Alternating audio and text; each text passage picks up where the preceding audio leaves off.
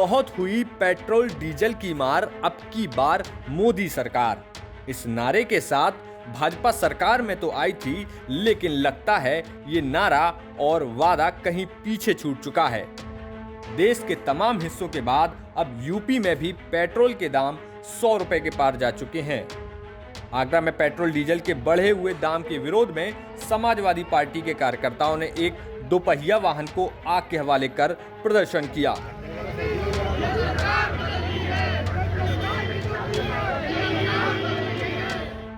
महंगाई की इस मार में प्रधानमंत्री नरेंद्र मोदी के संसदीय क्षेत्र के साथ प्रदेश में जनता अब कराह उठी है। सुनिए वाराणसी की जनता ने पेट्रोल डीजल के बढ़ते हुए दाम पर क्या कहा। पेट्रोल और डीजल की कीमतों में लगी आग से प्रधानमंत्री नरेंद्र मोदी का संसदीय क्षेत्र वाराणसी भी अछूता नहीं है। बनारस में पेट्रोल के दाम 101 रुपए से ऊपर पहुंच गया है, तो वहीं डीजल का दाम 93.5 रुपए पहुंच गया है। इस समय वाराणसी के राम कटोरा इलाके में स्थित एक पेट्रोल पंप पर हम हैं। देख सकते हैं जहां पर ये पूरा पेट्रोल पंप लोगों से, उपभोक्ताओं से भरा रहा करता था, लेकिन अब यहाँ गिने चुने 2-4 ही लोग आ रहे हैं। अपना नाम बताइए। विनोद मिश्रा। विनोद जी, पेट्रोल का दाम बनारस में 101 रुपए से भी ऊपर हो गया, ऐसी कल्पना की थी आपने? नहीं, ऐसी तो कोई कल्पना नहीं। कितनी दिक्कतें मुश्किलें आ रही हैं? बहुत दिक्कत आ रही है सर। जहाँ प्राइवेट जॉब करते हैं वहाँ दे ही नहीं रहे हैं, कह रहे हैं कि आप लोग अपने पैसे लगा काम करिए। कहाँ से करें, सैलरी मिल भी नहीं रहा है। प्राइवेट जॉब में जो एक अमाउंट फिक्स करता रहा फील्ड में दौड़ने के लिए पेट्रोल का, उतना ही तय रख रहे हैं। बस उतना ही तय रख रहे हैं, उसके ऊपर दे ही नहीं रहे हैं। करें वहाँ आप अपने जेब से लगाइए, कहाँ से लगाया? किसको जिम्मेदार मान रहे हैं? ये तो जिम्मेदार सरकार ही को न मान रहे हैं भैया। सरकार ध्यान दे ही नहीं रही है। जी, अपना नाम बताइए। मेरा नाम है मनीष। मनीष जी, क्या किसी प्राइवेट जॉब या फील्ड वर्क से जुड़े हैं? जी। पेट्रोल के दाम बनारस में 101 रुपए से भी ज़्यादा हो गए हैं, कितनी दिक्कत आ रही है? बहुत दिक्कत है, बहुत दिक्कत है, हद से ज़्यादा दिक्कत है। हम लोग मतलब या तो घर चला लें या तो गाड़ी चला लें।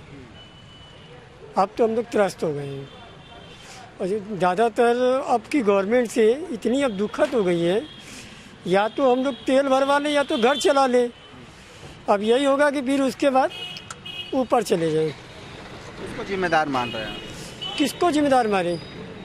सब तो अपना अपना पल्ला झाड़ के खाली हो जाता है। मोदी जी को कहेंगे उनको बुरा लगेगा, अखिलेश जी को कहेंगे तो उनको बुरा लगेगा, सब तो उसी में। इसके बाद कुछ यही हाल हमें चंदौली में भी देखने को मिला, जहां पर छात्रों और किसानों ने बताया कि कैसे इन दामों का असर उनके रोजमर्रा के काम पर पड़ने लगा है। नमस्कार, मैं हूं उदय गुप्ता और आप देख रहे हैं यूपी तक। पेट्रोल और डीजल की कीमतें आसमान छू रही हैं। इस वक्त हम मौजूद हैं पूर्वी उत्तर प्रदेश के चंदौली में।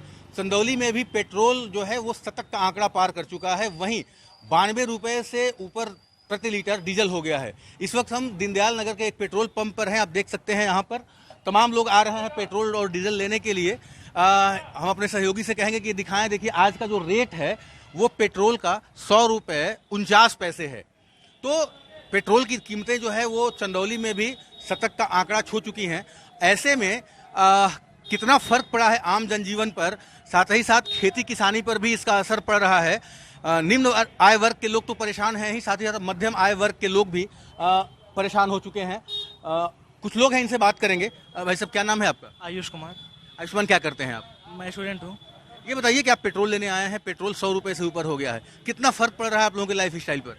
बहुत ज़्यादा पड़ रहा है। पहले कम में ही हम लोग का रोज़ आना जाना है दूर तक, लेकिन आज 100 रुपये लेने के बाद भी हम लोग का आना जाना बनारस तक नहीं हो पाता है आराम से।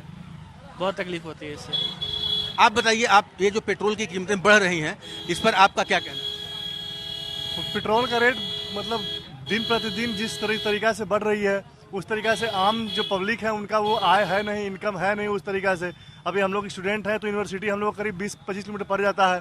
तो यही पहले थे कि हम लोग 100 रुपये के पेट्रोल में जाकर आकर कुछ बचाकर अपने अन्य काम भी कर लेते थे। लेकिन आज जो पेट्रोल का रेट है जिस तरीका से बढ़ रही है, जो स्पीड से बढ़ रही है, रोज प्रतिदिन 10 पैसा 20 पैसा करते करते आज कहाँ से उठाए थे मोदी सरकार और कहाँ से पटक दिए हैं, ये तो सब लोग जनता देख ही रही होगी।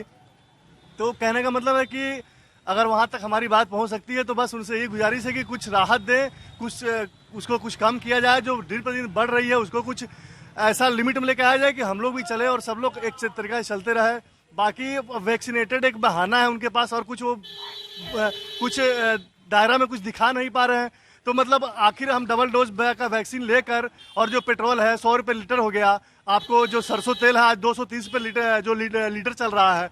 कुल मिला के आज रिफाइन हम लोग 110 रुपये लीटर लिया करते थे, आज वही रिफाइन 160 रुपये लीटर चल रहा है। तो कुल मिला के एक तरफ वैक्सीनेशन का बहाना बना के और दूसरी तरफ हर दर को आप ऊपर लेके चले गए हैं। तो कहीं ना कहीं ये आम जनता को, पब्लिक है जो आम जनता जो है वो तो कहीं ना कहीं स्टेबल कर ले रहा है इस महंगाई को लेकर, लेकिन जो कहीं एकदम बीपीएल में है, जिनकी रोज की इनकम है, जो रोज पर डिपेंड है, मजदूर हो गए, लेबर हो गए, तो उनको वैक्सीनेशन से क्या ही लेना देना है, क्या मतलब उनको वैक्सीनेशन से।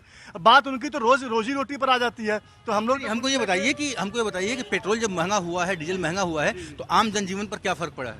आम जनजीवन पे बहुत फर्क, मतलब जैसे जो मजदूर है, अब हम लोग तो जो नॉर्मल में आता है, देखिए जो नॉर्मल में आता है वो 100 रुपये में भी एफर्ट कर रहा है, मजबूरी है करना ही, अब कुछ और कुछ कर सकते नहीं है, या तो धरना प्रदर्शन करें या तो फिर सरकार के पास ऐसा कुछ बात हम लोग बनाया जाए तो वो अलग मुद्दा है। लेकिन जो नॉर्मल है वो कर रहे हैं, लेकिन जो बीपीएल में है, जिनकी रोज की इनकम है, जो मजदूर है, जो रोज 300-400 रुपये कमा रहे हैं, तो उनके साथ केवल पेट्रोल की बात ना करें हम, आपको मस्टर्ड ऑयल हो गया, रिफाइन हो गई, हर ही रेट करीब, कल ही पेपर में मैं पढ़ा हूँ 15 रुपये जो कि गैस का दाम बढ़ गया है। तो लगभग कुल मिला के हर रेट आज के डेट में 2021 में जो महंगाई है वो हर चीज की महंगाई एकदम दायरा जो है वो आंकड़ा छू रहा, आसमान छू रहा है। तो इस तरीके से कैसे काम चलेगा?